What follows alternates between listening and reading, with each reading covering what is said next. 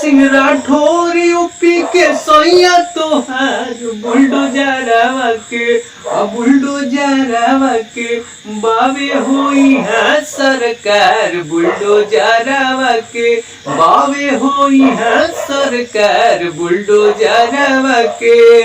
PM या CM के न समझ बेकार पीएम या सीएम के न समझ बेकार बुलडोजरवा के बुलडोजरवा के बावे होई है सरकार बुलडोजरवा के बावे होई है सरकार बुलडोजरवा के पीएम या सीएम तोहके ऐसन न मिली पूछऊ हो कोई के हिला देलू दिली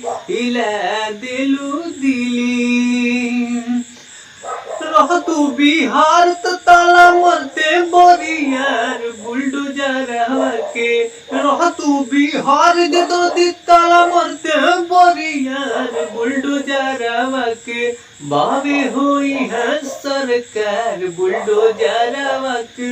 बावे होई है सरकार बुलडोजरवा के। नरसिंह सिंह राठौर आपके हम बता देते नहीं कि अगर आप बिहार में रहती ना तो पता चल जाए तो मनीष कश्यप तो हरो के अब